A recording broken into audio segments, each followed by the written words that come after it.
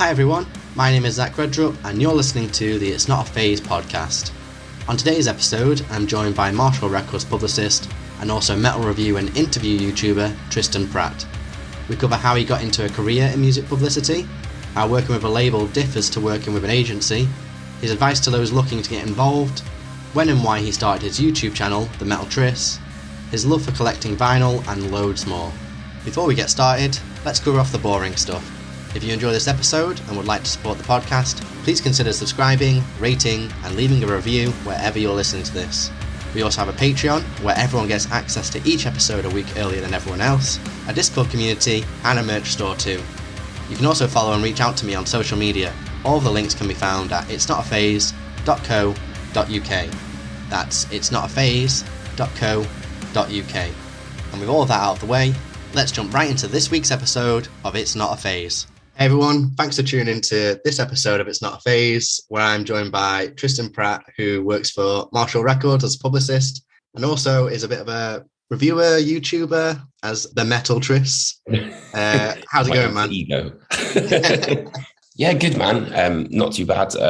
We sort of briefly mentioned before we started this that I went to see Maybe She Will yesterday, who were a sort of instrumental post-rock band who I thought were really, really great. And so I'm getting ready to go and see Dream Theater later on tonight. So it's a weekend of prog. How are you, man? Weekend. Yeah, I'm good, man. I'm good. You know, just plodding along as you do with life. So first off, for those listening, because there'll be a few people listening who don't quite know what a publicist is and what a publicist does. In your words, what is a publicist and what do you do? I guess the best way to describe it, I think, is kind of I'm the person banging on everyone's doors, you know, to make sure that the artists that we look after are being put in the spotlight, you know, but also in the right kind of places as well. I think it's just as important that you know who you're targeting, but also where you're targeting and what coverage is going to be most beneficial for whatever the artist is. But I guess the sort of simplest term is that you're kind of like the person between the band, well, like the band and the manager, and then the press outlet. And you're the one being like, no, you really, really should listen to this band. Like, they're really, really good. I know everyone else says that, but listen to me because this one's really good, I promise. But just in a far more succinct email. Yeah, I'd probably say that's a kind of a good way of like rounding it off. And what kind of is like I guess obviously each day is different with, you know, your clients and whatever, you know, is going on with those clients. But what is kind of like the average day of working in publicity for you? So it depends really. Like it depends on how busy things are. Given the fact that we're kind of coming out of COVID and stuff now, we've obviously got like tours, which are just pretty much all the time. Like recently we've had Jen and the Degenerates, who are a really, really great band. They've just released their EP, Only Alive When in Motion. They're on tour with Skunk Anansie. So it's been really great with them. Therapy are also on tour. Well, we're on tour. They've finished the tour now. So it's quite busy with that. So I would say kind of like a normal day for me is just kind of, you know, coming in, checking all the emails and everything like that, making sure that anything that's like really urgent, you know, all the sort of fires are put out, so to speak. And then, you know, it'll probably consist of pitching. It's interesting because before I worked at Marshall, I used to work at the Noise Cartel, which is a PR like promotions agency. And it's very different working at a record label versus how it is in an agency in terms of, because you've got so many different clients as an agency, the sort of the amount of artists that you're looking after means that there's a lot of like kind of plate spinning. Whereas at Marshall, you really kind of get the time to kind of develop a bit of I want to say like a bond with the artist, but, you know, kind of like you really get to sort of know them, understand everything, especially because we've got all of the record label kind of with us in Soho. It's really, really interesting, actually. But I know I've gone off on tangents. I will do that a lot. Just a warning. Yeah. I would say, yeah, just kind of, you know, going through emails, making sure that everything's all sorted out. And then, you know, if anyone needs, say, a photo pass for a gig or, you know, a review pass, and making sure that you're servicing EPs, albums or anything like that, you kind of service them, you know, to it'll be sort of like a longer lead time for print magazines, but then there's also a shorter lead time for online, obviously, because it's a lot more instantaneous. But I guess that's sort of like the crux of it. I'm sure there's loads of stuff that I'm forgetting. And of course, all of this, like all the coverage, you have to log in reports. So a lot of the time, I try and split my time sort of, in the morning, like checking all the emails, then sort of pitching and things like that as the sort of day goes on. Mm-hmm. And then anything that, maybe sort of more involved in person, like we might have artists coming into the office, which we have like regular meetings discussing, sort of like rollout plans and things like that. And then at the end of the day, I'll sort of, do kind of like a scan for reports of reviews that might have run, for live or for EPs or albums, things like that.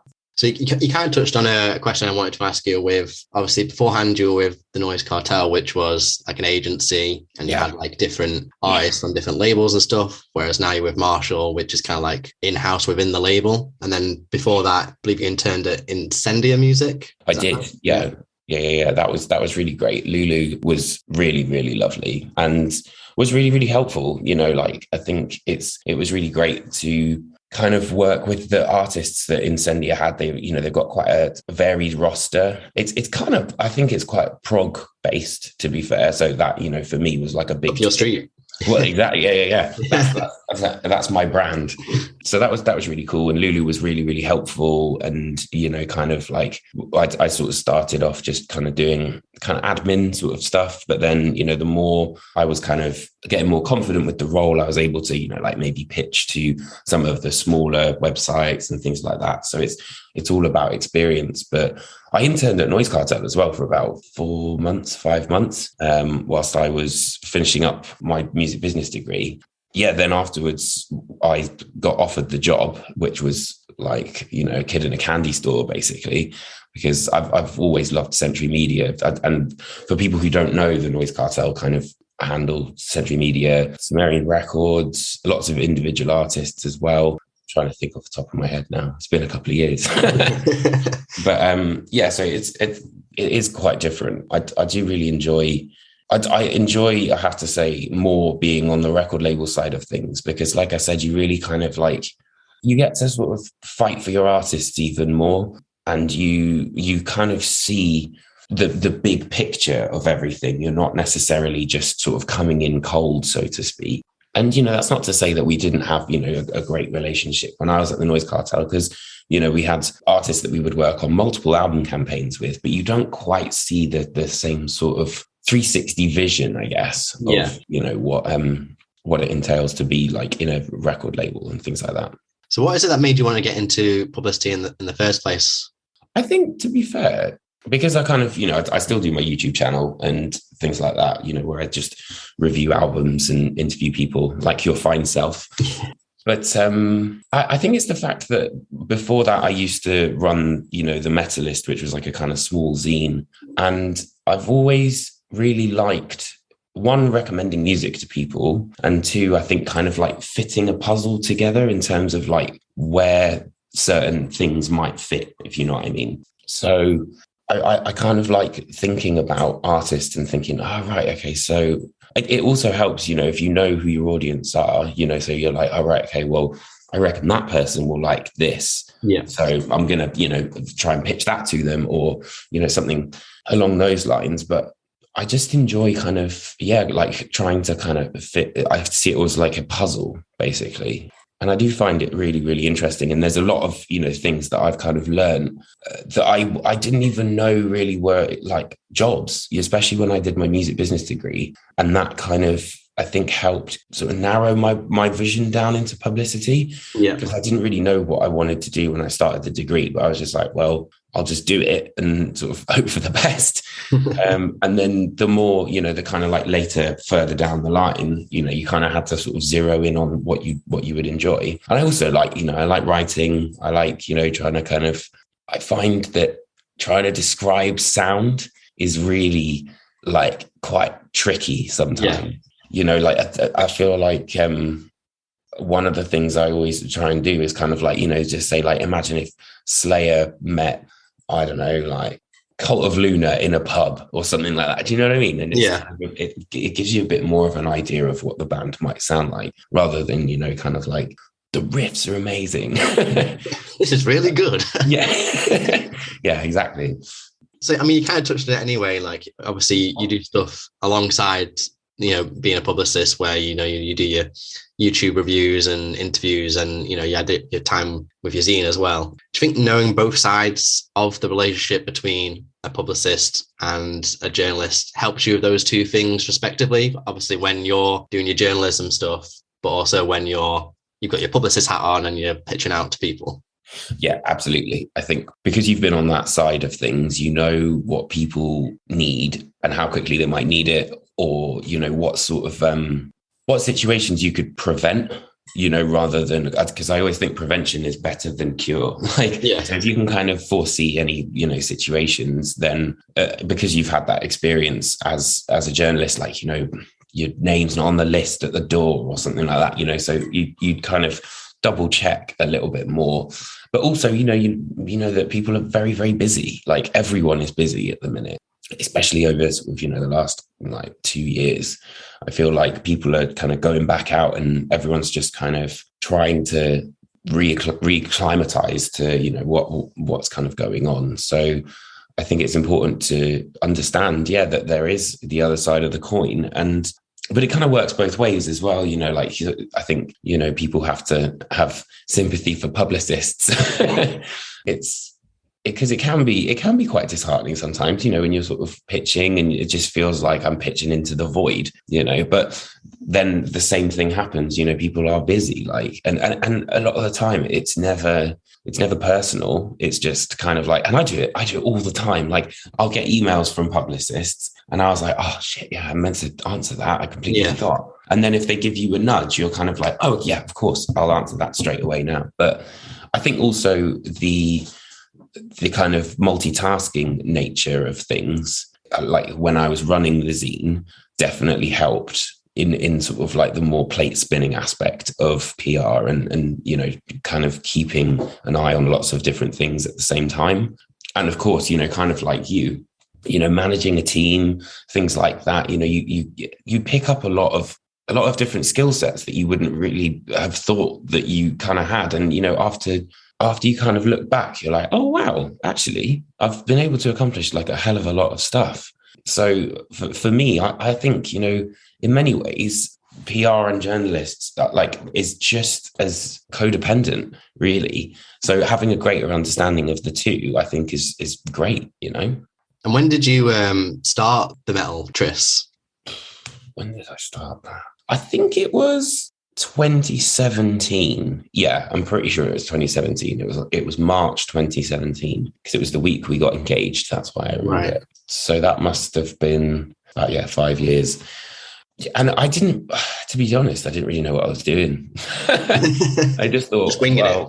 Yeah, I just kind of thought, well, I don't really know how to edit video that well.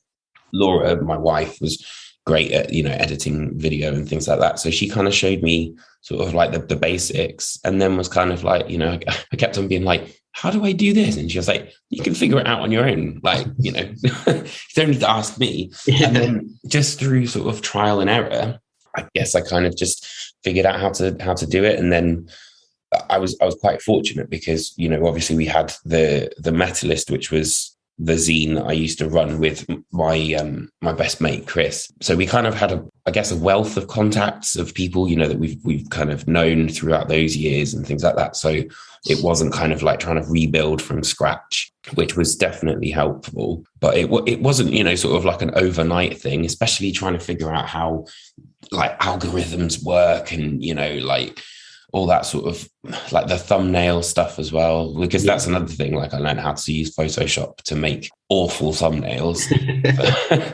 which is often like one of my favorite parts of making the videos is how can I make myself into like a zombie, but like in a stupid way,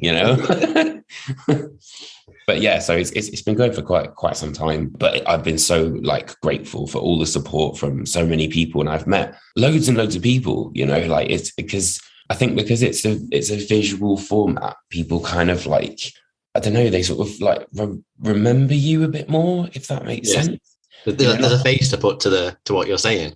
Yeah, and like I've had people come up to me at shows and been like, "Oh, I really like, your reviews and stuff," and it's just really nice. And I've made quite a few friends, from people who've just been watching the channel, and then I'm usually like, "Oh yeah, so you like Numa Sugar? That's really cool." Just talk about that, but yes, it's been a while. Yeah. So you talked a bit about the thumbnails, which I think you've got quite a skill up with them now. Like, how long does it tend to take you to do one of those then? And what's been your favorite one you've done? Oh, there's loads, man. So I worked for about a year with Metal Sucks. We did a little series called Apocalyptic Anniversaries, which was kind of, looking at like landmark, albums that are going through like, landmark anniversaries, so like 10 years, 20 years, things like that. Yeah. And some of them were really, really fun. Like I remember the Faceless one I did. I made it look like there was an alien invasion, I think, happening. Okay. Which was really good fun. But I think probably the one that people have commented on the most is the Cannibal Corpse one for Violence Unimagined, where I like photoshopped like a crude axe in my hand and I was like blood all over my face and all that sort of stuff, which was really, really fun. I'd probably say that's probably the ones that stick out the most to me. Yeah. What would you give in terms of advice to someone who wanted to kind of do a similar thing in terms of, video reviews and interviews? Where would they start? What would you say? Well, one of the biggest things, I think, because of it's pretty crazy just how kind of far along the technology has come. Because when I first started, I was using, like a Canon, like not a super professional camera. I think it cost about maybe 250 quid, something like that.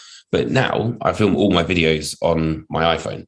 Right. Like that's, and I've just got a ring light and I just sit in the spare room. I've yet to try that format out with face-to-face interviews, just because obviously everyone's being very cautious with COVID and everything. So it's not quite how it used to be. But I would just say, yeah, if you've got an iPhone and, you can get a decent ring light for about 50 quid, something like that.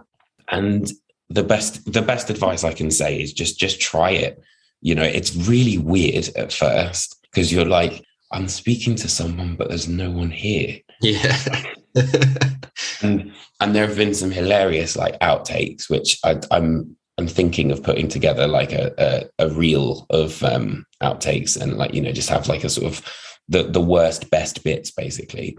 But it's just give it a go. I know that's probably not a huge amount of, advice to do, but like, I feel like a lot of the people, when I was at the music business course and, when I've spoken to people previously before kind of like really getting into the industry, a lot of people were just like, just do it, just knock on people's doors. Like what I always kind of live by this thing that my granddad always used to say, which was don't ask, don't get, and if you ask, you get one of two answers. Yes or a no, and that's fine, but I think a lot of people are sort of, quite reticent to ask. And I think maybe one of the sort of proper bits of advice would be to make sure that this is for me personally, like, kind of test out your sort of stuff and, like, I think have maybe 5 or 6 videos if you want to kind of go live, because obviously like people, they want more content, So you want to, and it's difficult enough to get people to that platform in the first place. So you want to kind of retain them. But I would just say kind of, try and be as professional as you can, I think, especially when you're reaching out to PRs and things like that, because really at the end of the day, they've got to think, well, where is the value for my artist if in what you're putting together? Yeah. And I think there's a fine line between sort of, kind of starting out, but not really looking too pro. Like I'm sure I could look far better, like if I got a really good camera and, like excellent lighting and stuff like that. But I guess it's kind of become more of a passion project for me now. And, we mentioned this before, but how kind of you can get a bit bogged down when that you have to release something. Because I used to try and do a release every Friday, and I'm pretty sure Metal Sucks was like every Wednesday. So that was like 2 videos that I had to do no matter what. And it's a lot that goes into just one video, because you've got all the listening hours that you've got to do, to listen to a record, which for me is like at least 10 times I need to listen to the album, if not more. Then I sort of like, write my little notes, and, like I often write that when I'm on the way to the tube. And then sometimes I'll look back on it and I was like, what was I thinking there? That's awful. So you think that you're finished, and then you kind of look at your notes again, and you're like, oh yeah, no, there's actually some other things I need to add to that. Yeah. So you have to be quite sort of militant with what you're doing. So it does take a lot of time. Then you got to edit the thing, you got to film it, so I would say just, as much as you can, just try and start. And then I think, wasn't it Mark Zuckerberg who said, like, it's better to start at 80% than it is at 100. Yeah. And there's always things that you tweak and, you try and get better at, but you won't know unless you start it. And then, make sure that you've got a solid sort of foundation when you're reaching out to PRs and things like that. And also maybe focus on some of the more unsigned bands, because I do get a lot of unsigned bands, like reaching out to me, but I don't want to kind of promise something and then not be able to deliver it, because like I try and do sort of like one review a week, and I'm kind of like, I work pretty much like 2 months ahead, if not 3, just because of work. Like being a publicist is a lot of work, and it takes a lot of time. So I usually do this like when I'm on the tube. I'll open up my laptop and do a bit of editing or something like that. So yeah, if that helps. I hope it does. In short, just do it. Just go for it. Yeah. I know. Yeah. It always used to fill me with kind of like, well, that's great advice. Whenever I'd hear it from people, because they'd just be like, you just have to kind of try it out. And you're just like, well, great. That's really helpful. So I totally understand that doesn't really sort of sound all that interesting or helpful, but it really is just a case of, and I think it's trial and error. Like I said, you can kind of tweak things, you can change things. Like, it's in many ways, it's the YouTube channel for me is more than kind of just a sort of passion project, because it's basically led me to have a career in music. Yeah. I think that is a lot, especially I think with publicists, is that you see a lot of people who used to run their own zine or, used to run some form of media, kind of go into publicity, because, they still want to kind of talk about artists, but it's just a kind of a different side of the coin, I guess. So I'm hugely, sort of grateful and indebted, and, like I love interacting with people. That's another really, like, really great thing. Whenever I do like anything on like posts and stuff, it's really nice to see, people being positive, but you can also see people being very negative as well. So I think maybe having a tough skin probably definitely helps, because everyone's got an opinion on everything, and you've always done something wrong. Or in metal especially, there's always like, actually, I think you'll find that was the 7th EP, and I was just like, I don't know, man, I always just say, like, I'm just a dude in front of my camera, like in my living room. Anyone can do this. But yeah, I guess the publicity side of things as well, to answer the question, I guess, in like two sides. I think for that, intern a lot. Like, I know interning is not easy. And I think, one of the main reasons that I was able to intern is because I was studying at the same time. But you really do learn so much, like try and just be as open-minded as possible as well, for any kind of situation. I definitely think that, looking at different places where you might be able to, and also not necessarily being too narrow-minded, which I'm very, very guilty of. But I'm trying to sort of broaden my horizons, and that's why I'm really excited to be with Marshall, because obviously, like I love metal, but Marshall has such a varied roster of artists, and it's really kind of like opening my eyes up to so many different kind of genres of music, and different ways that people work in different sort of genres and industries and things like that. And that's, I think, something that's really cool. And it's Marshall, like we're celebrating the 60th anniversary this year. There's also so much stuff that people don't, I think, know about the company, which is the fact that we have the Marshall Live Agency. We've got all of this fantastic incentives. Like we've got the Marshall Studio, which has got a Neve recording desk, which was where the Rolling Stones recorded Tattoo You, which is really cool. Cool. But, working in sort of like a brand PR sort of space is really interesting as well, because obviously I look after the roster of Marshall Records, but I also look after the wider brand of Marshall as well. So it's very, very different. And I think that's one of the things that's really, really kind of made me so excited to be a part of the Marshall family. Yeah. And you kind of touched on, obviously, that you kind of your main passion in terms of music you listen to is mainly metal and prog music as well. What kind of do you think about those styles is what kind of like draws you in? Like why the heavier side and why the more less conventional side, I suppose?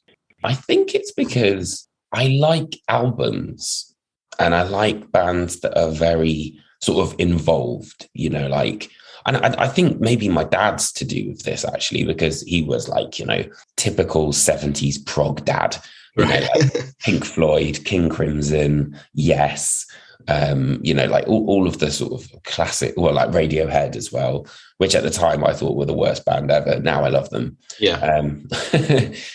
I was ignorant, but I think it's because, like you kind of, without sounding too cheesy, you sort of go on a journey with it, which I think is really, really cool. And I don't know, like I try and listen to playlists and things, but I don't know, I don't really like it that much. I'm like a full album guy. Yeah. So like, one of the bands I used to work with was Imperial Triumphant. And I love that band because they've created their sort of like like an avant-garde black metal band, but the universe they've created is like a 1920s metropolis set in New York City. Everything's like very Art Deco. And I think this is where my sort of obsession with CDs and now vinyl and all that sort of stuff has come from, because I'm just that nerd who just sits, like the record player's on and I'm like leafing through the record. Looking at the art. Yeah. I mean, like, oh, wow, this is really cool. And it's one of my favorite things to do. And it really sort of like chills me out, to be fair. Like after a long day, I really love kind of going home and put a record on and then just sit down. And I also think, because like with our phones or emails and things like that, your attention is constantly being sort of like pulled here and there. Whereas like if you just literally go into a room, put an album on, and also because it's like a physical thing, you have to like get up, put it on, and then you're not kind of thinking, oh, I'd like to change the song, or you just have to kind of like roll with it because the needle's just kind of moving through it slowly. And I think that's maybe one of the reasons. But I think I just like the technicality of prog as well. I love death metal as well, so like I would say probably prog, death metal, and now that I'm a bit older, sort of like stoner doom, that kind of thing. But it has to be the right kind of like stoner doom, like like Elder or Yob or something like that, which for me I think are quite proggy in many aspects, because it has that sort of, I don't know, that sort of like relaxing feel to it. But yeah, I play guitar as well, so I kind of I like to kind of think about what it is I'm listening to, and how it sort of translates on the guitar and things like that. So I guess that's probably why, because prog is like one of the, it's like the most technical kind of thing you can have. Or there's technical death metal if you want to push the envelope even further forward. Yeah, I think it's just about getting lost in music. It sounds so cheesy. I feel like all my answers are being so cheesy. So cliche. Yeah. Oh yeah, I am a cliche. That's it. Yeah, I mean, you touched on obviously that you're an avid vinyl collector as well. And what is it about vinyl that makes you want to collect it? And why do you think it's so popular in an increasingly digital world, with streams and stuff like that? I think that particularly in rock and metal, fans are very like physically sort of driven, like physically kind of based, like I think I don't know if it's sort of the same now, because there's so much kind of genre, what's the right word? Like genre fluidity, I guess, there's so much like different genres that are working together. Whereas like, when I was growing up, it was very much like, this is my tribe, like this is my thing. And I think I've kind of kept that with the records and everything like that. I really like, I know this is going to sound so silly, but I like when the records, the color reflects what's on the artwork as well. Yeah. Because it just makes everything even more in sync and even more of a kind of package. But it is interesting though, because in many respects, I think, when you look at like your Bring Me the Horizons and things like that, you could argue that that's not really, physically driven, and, people are using, like streaming services far more, which, I use streaming services as well. Like I love my records, but if I'm on the tube, I can't really bring my record player with me. You could try. Yeah, I could try. I'd get some funny looks, I reckon, especially like blaring my sugar out on the tube. Yeah. But I think it's just kind of the convenience of being able to listen to anything. And I have this argument that, kind of like I always say to Laura for why I like vinyl is because I can't really figure out what it is that I want to listen to when it's a streaming service. It's almost kind of like, when you get your sort of choice and everyone's like, someone says, play whatever you want. And like everything just comes out of my head. And I forget. Whereas if I see my actual records, then I know what it is that I want to play and things like that, So I think that's probably one of the things. And also, yeah, like, the tangibility that you've got your own sort of version of it. Like, I know it's not the true master, so it's not the album, sort of like an NFT kind of, vibe, but I don't really mind, like if it's my copy, that's cool. And I also do really like the fact that you can kind of almost like recycle vinyl, so like if I'm not really sort of digging an album anymore, I can kind of give it to a friend or, maybe like sell it to get something else. And it's kind of like, it's really nice knowing that will go on to be, like just as loved for someone else kind of thing, which I like now I'm actually really thinking about it. I think is also one of the reasons that I enjoy it. But yeah, I do like the pretty colors. Yeah. And I think it's good, like you have the limited pressing and stuff like that. So there's only, only myself and 99 other people have got this red variant of X album, whatever it may be.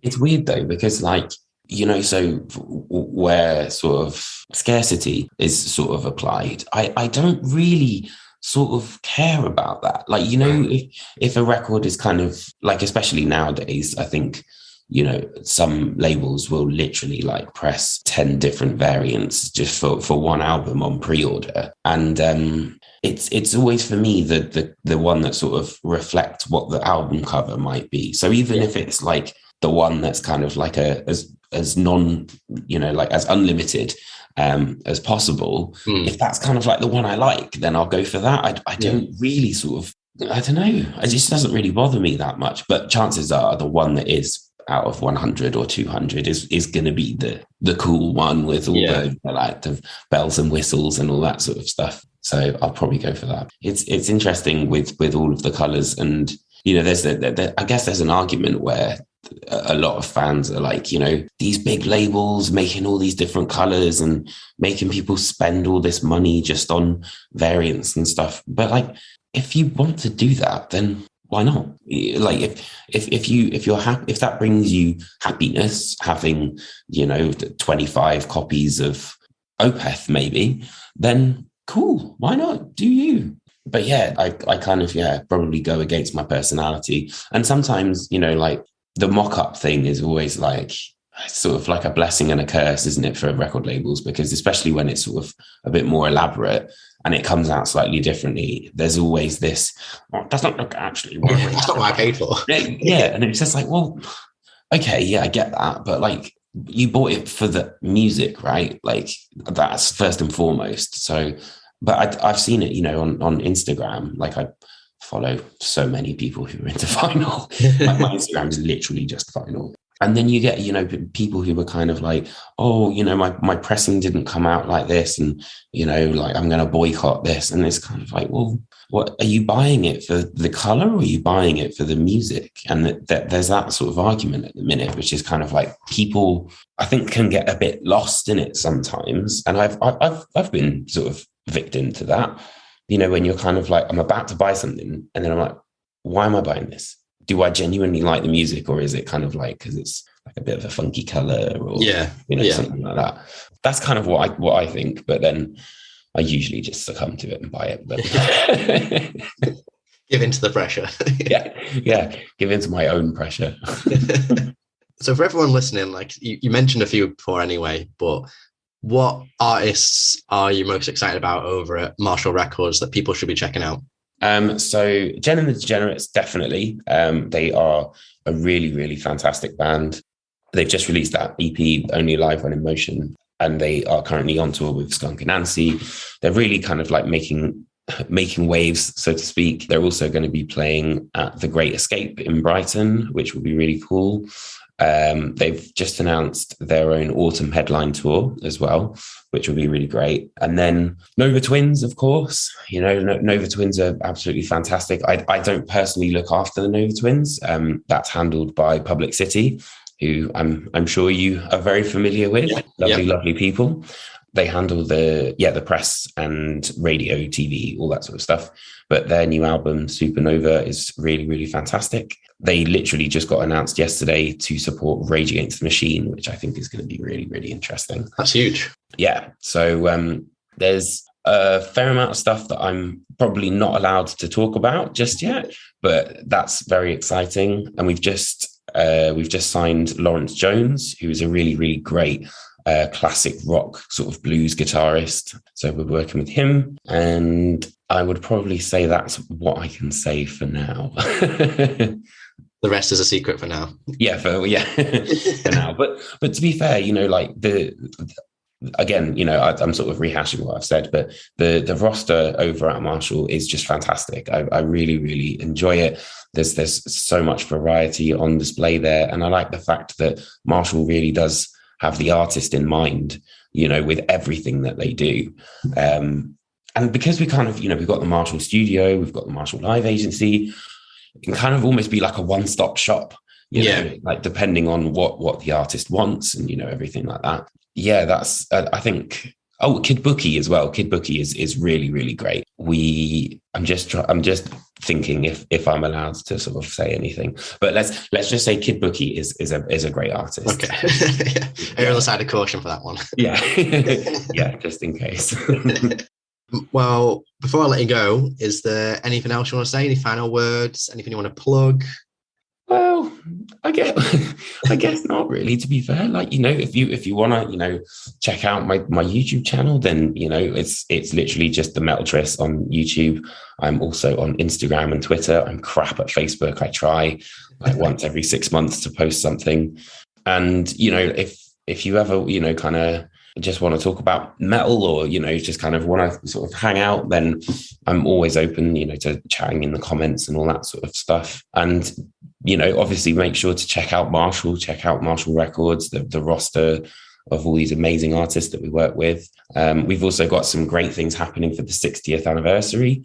I think that's pretty much it, man. And also, congrats for starting this podcast and, kind of like starting a new chapter, after Dead Press and things like that. Yeah, just, like really, really happy to be on here and have a nice chat to you, mate. It's been too long. That's been, I think the last time I saw you was Download Pilot, maybe. Yeah, I think, and before that, was it All Points East, with Bring Me? It might have been, It probably was, yeah. Oh, actually, one thing I probably should mention is that Animalia are a band that we've just signed, and they're going to be opening up I think it's the Avalanche stage on the Saturday. So they're definitely one to look out for. Really, really fantastic sort of metalcore focused band. They're really, really cool. And that's it. Thank you so much for listening. If you enjoyed the episode, please consider supporting the podcast in any way that you can. We have a Patreon where you can get access to each episode a week early, along with some other perks, a merch store, a Discord community, or you can leave a review wherever you're listening to this. You can also follow me on social media or subscribe to the newsletter, where I'll send out each episode to you via email, along with regular playlists. All of this can be found at itsnotaphase.co.uk. That's itsnotaphase.co.uk. Thanks again for listening, and remember, it's not a phase, it's a lifestyle.